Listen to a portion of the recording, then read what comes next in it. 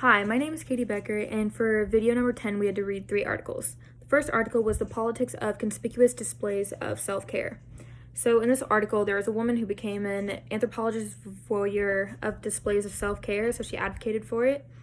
And so she defined self-care as a social practice in 2016 that rose with national stress levels, and that it stems from the values of self-improvement and self-examination. And it dates back to the Greeks, where Socrates was sent to the gods to remind men that they are with themselves and with their souls. This theme was then taken up with philosophers that provides the foundation of the modern religious and philosophical imperative to cultivate the self and care for the soul. So self-care in America has always required a certain amount of performance in which a person has to be able to not only care for herself, but to prove to society that she's doing it. And so there's usually a misuse of it, saying self-care is for facials or taking care of yourself cleanse wise. But after decades of disuse, the term was repopularized in the 70s by people of color and queer communities as a gesture of defiance.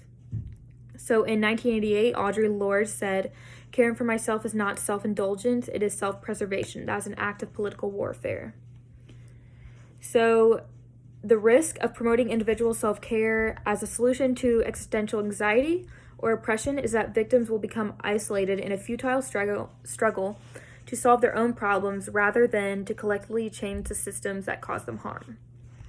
So the second article was called Self-Care as an Act of Political Warfare. So the main subject around this was Donald Trump. And the author said that when Donald Trump won the presidency, it was going to be a test to see if Donald Trump would take over the country or if the people would stand up and fight against him for the dignity of all Americans.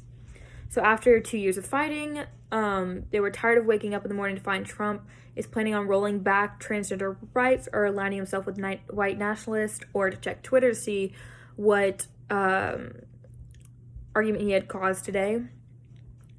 And so she states how the trans community and other minority groups are under a constant amount of stress, waiting to see what terrible things Trump and his administration will do next. And this was defined as a Trump anxiety disorder. She also mentions Audre Lorde in her article, saying that caring for myself is not self-indulgence, it is self-preservation, and that is an act of political warfare. In a time when one of the most powerful leaders in the world is trying to erase humanity of our diverse citizens, self-care may be one of the most powerful tools that we can use to defeat the problematic powers in the world today. So she states how real self-care involves taking care of our bodies, our minds, and our spirits, especially those who are facing different forms of oppression. And she gave an example of how since Trump came to office, he has tried to ban Muslims and people from Middle Eastern countries from entering the United States. And influenced by Trump, legislators across the country are also starting to follow him. So this is becoming a large problem for, in her case, people that are transgender. And she also references bell hooks, which is in the next article that we read, and she referenced her to say, we live under an imperialist, white, supremacist, capitalist patriarchy that constantly reminds us that anyone who doesn't fit into the normal shouldn't be seen as fully human. Under these conditions, it is easy to lose hope and energy, so we need to take care of our full selves in order to have enough strength to fight back. And she ends the article by saying the opposition wants us to lose our hope and our energy, but we choose to take care of ourselves, love ourselves, and fight another day against the oppression. By taking care of ourselves, we're becoming stronger and better equipped to fight back. That's why self-care just isn't about bubble baths or face masks or fatty foods. It's a radical act of political warfare.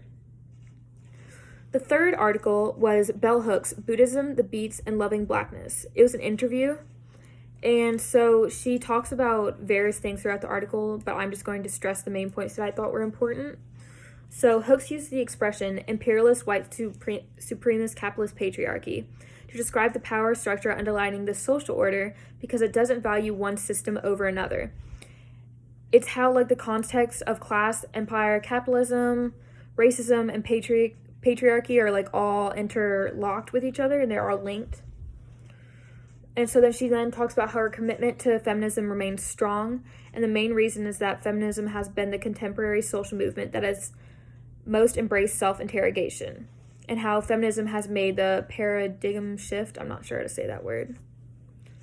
She also talks about how it's all about humanization. And she doesn't imagine another way that we're going to get out of this crisis of racial hatred if people aren't willing to humanize. Then she talks about like what's kept her grounded as an author, and she said that spirituality has kept her grounded. Her mom used to tell her that you're really smart, but you're not better than anyone else. And she used to wonder why like her mom would say something so like demoralizing, but it was to keep her respecting the different ways of knowing and the knowledge of other people, and not to give her like too high off her horse, like to keep her grounded. She then states that she believes that the only way out of domination is love, and the only way into really being able to connect with each other is love. She talks about the willingness to be truthful and how poverty has changed over time, in which now people in our culture believe that money is everything and that it is necessary to be rich, and that's the only thing that will make you happy in life. That's the big tie, the connecting tie to Black, white, Hispanic, and Native people. The greed and the materialism that we all invest in and share, that's the difference. She then talks about her background, how she's Buddhist and Christian and is a strong feminist. She says that Buddhism continues to inspire her because there is such an emphasis on practice. They're back to that self-interrogation that is so crucial. And feminism helps her as a young woman to find and appreciate that ground that keeps her grounded. And then she wraps it up by saying that like all her practices that embody her is a discipline that comes from spiritual practice that is the foundation of her life. Thank you.